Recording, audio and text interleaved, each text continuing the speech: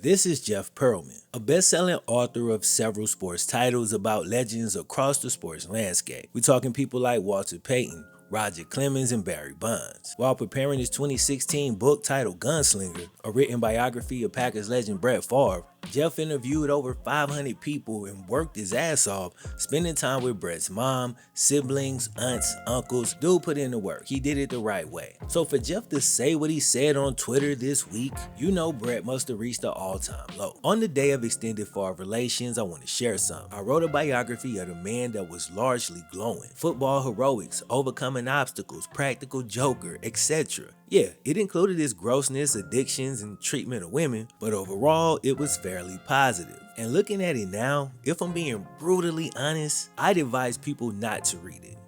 He's a bad guy. He doesn't deserve the icon treatment. He doesn't deserve acclaim, image rehabilitation, warm stories of gridiron glory. His treatment of Jennifer Sturger was inexcusable. And now, taking money that was designated to help poor people in his state and funneling it to build, checks notes, a volleyball arena is so grotesque, so monstrous. I don't know how someone like that looks in the mirror. I just don't. So sincerely, don't buy the book. Don't take it out from the library. Leave it. There are so many better people worthy of your reading hours. So he was hot, and here's why. Recently, text messages between Brett Favre and former Mississippi Governor Phil Bryant have been leaked. According to MississippiToday.com, the text messages show that former Governor Phil Bryant pushed to move welfare funds which were intended for the nation's literal poorest residents into a fund that would be used by Brett Favre to build a volleyball stadium on the campus of the college that his daughter attends. It's hard to imagine a man who's literally made hundreds of millions of dollars and still has fame and notoriety that afford him endorsement deals and sponsorships. It's hard to imagine that man flat out stealing money intended for poor families. But Brett Favre's character has been in question for years at this point, so how shocked are we really?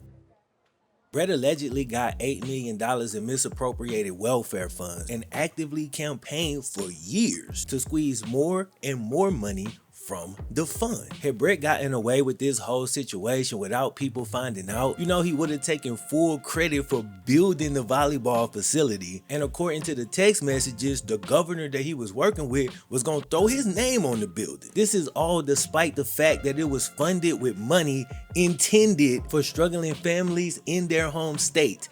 They did not care at all. But when one of the governor's goons got arrested for misusing funds, a lot of it got traced right on back to Brett, which is how he got connected to this whole situation in the first place. And now that these text messages between him and the governor have come out, maybe they finally found the smoking gun belonging to one of Mississippi's most notorious cowboys. Now Brett's gonna try to deny any knowledge of wrongdoing, but text messages show him asking, is there any way the media can find out where it came from and how much? A question that no truly innocent man is concerned with. One of the wildest parts of reading through this story was the fact that former Mississippi Governor Phil Bryant has denied for years having any real involvement in pushing the welfare funds to the volleyball stadium, has now had direct text messages between him and Brett Favre, and the one I just can't get over were the discussions to throw the governor's name on the building. Like, that's like, I'm gonna do this dirt, but I'm gonna be proud of it and I wanna be celebrated for it. These dudes really be doing the lowest possible, most scummy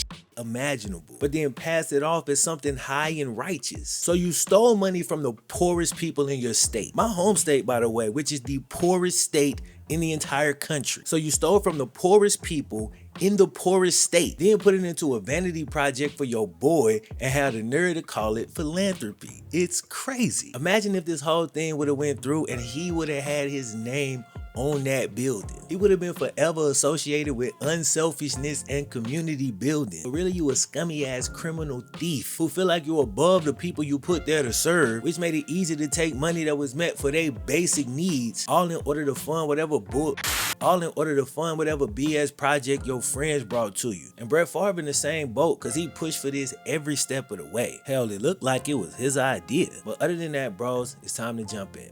So y'all know what time it is, man. Cue the Wayne. Yeah, you'll never no quitter, cause I'ma go get her. Alright, before we jump in, it's time for a word from today's video sponsor, SeatGeek. So SeatGeek is the place you want to go for the best deals on tickets to any live events. This includes sporting events like college football and NFL games. But it also includes concerts and festivals, and if you never checked out the SeatGeek app, you should definitely give it a look. And if you used it before but haven't checked it out in a while, it might be about that time to revisit. They use a coloring system to quickly display good versus bad deals. Green is good, red is bad, red like green light, you get the concept. Now also, when you use the app, you can get an additional $20 off by using my code FlemLo at checkout. Again, that's $20 off when you use the code FlemLo at checkout. So click the link in the description and download the SeatGeek app, man. Shout out to SeatGeek once again for sponsoring the video. Without further ado, let's get it. Brett Favre has been connected to this scandal for years. According to an article by Anna Wolf from Mississippi Today, it all started back in 2017. Now this story, all the messages and files were written and contributed by Anna Wolf, who's really done an amazing job of compiling everything. Real deal investigative journalism. Link to her full article is down in the description. She says that in July 2017, Brett Favre attended a meeting at USM, which included a few influential people. One of the most important people at the meeting was Nancy New, the founder of the Mississippi Community Education Center, which was responsible for divvying out tens of millions of dollars in federal welfare funds to help the state. In this case, she kind of plays a role like a reverse Peter Pan, straight up stealing from the poor to give to the rich. She's controlling these budgets and making sure that her friends and acquaintances get the money they want. Then whatever's left over, if anything, maybe that can go to the people it was actually intended to help. Nancy New, reverse Peter Pan, plays a big role in this, so remember that name. You got the now former welfare agency director, John Davis, some USM athletic staff members, and a few other people as well. This dude apparently is a former pro wrestler. Random, I know, but it's true. Now, according to the minutes or the records they kept, Brett Favre asked for funding from the Mississippi Department of Human Services, an agency that typically helps poor families with food, health care, and basic needs. Now, the scope of these departments can go slightly outside of that, but federal law strictly prohibits temporary assistance funds being used for construction. Therefore, in order to get the funds, Brett and everybody in the meeting had to come up with an agreement that looked like they were actually helping needy families when they was really just helping themselves. And check this out, the Mississippi Department of Human Resources, their lawyers were the ones who guided Brett and company through the process of finessing the system and redirecting the welfare funds. So they ran them through a process that involved USM taking all the athletic facilities on campus and leasing those to the SMA Foundation for $1. So then the foundation could turn right back around and lease the facilities that they just leased for $1 back to the evil Peter Pan's nonprofit organization for $5 million. Now the process has since been called fraudulent, and Nancy New has a list of violations that she's been charged with. A little bit more on that in a second. Regardless of what would happen in the future, at that time Brett was off to a hot start funding his project to get a volleyball stadium built for his daughter. But USM has a strict policy on starting construction, and it kind of works like guaranteed money in an NFL contract. So let's take the Kyler Murray contract, right? Of its total amount, $160 million of it is fully guaranteed. Well, that $160 million in full has to be put into a trust by the team before the contract is signed. In a similar fashion, any construction project on USM's campus has to be funded fully, meaning the money has to be deposited in USM's account before construction can begin. This created a little bit of a problem for Brett. In 2017, Nancy's nonprofit made two payments of $2.5 million, therefore hitting the $5 million number they pledged. Brett also received two payments for his supposed advertising duties that he never did, one for $500,000 and another for $600K. So we talking $1.1 million. Brett already had millions committed to this project through funds that were intended to help the needy, but that still wasn't enough. A year passed, and by 2019, the project was getting more and more expensive. Next thing you know, Brett needed another million, and he had come so close, he wasn't about to stop pushing. So he requested to meet with the welfare officials in January of 2019, basically to twist their arm for more money. Dude didn't care if you had to take the food directly out of family's mouth, but it turns out that Brett's funds were only one part of an even larger scheme, one that includes embezzlement of millions of public assistance funds and is is being called the largest public embezzlement bust in state history. All the misappropriation started catching up. Funds frozen, budget cuts, people getting fired. But as people was losing their jobs left and right, Brett and Nancy spent time every day trying to squeeze that last little bit of welfare money out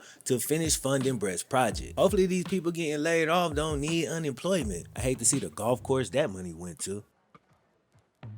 It's not that surprising when you see how many people get denied assistance for the dumbest reasons. The workers may not be aware, but the attitude of keeping as much money as possible away from those it's actually intended for is passed down from the top, from people like Nancy New, squeezing pennies for the Brett Favres of the world. Nancy has already pled guilty to 13 felony counts of bribery, fraud, and racketeering for her part in what's being called the largest case of public fraud in the history of the state. And there's tons of leaked text messages that show Brett and Nancy work closely together. He even called her Nancy Santa, because he knew every time she came around it was Christmas for him, never giving any thought to the pain he caused to those who actually needed that money. At this point, charges have yet to be brought against Brett, and given his influence, especially in that state, dude being held accountable is something that may not happen. Apparently his deposition was already canceled and hasn't been rescheduled, and the chances are pretty high that he'll walk away from this with a slap on the wrist. Man, sadly this stuff happens all the time as the system is built in a way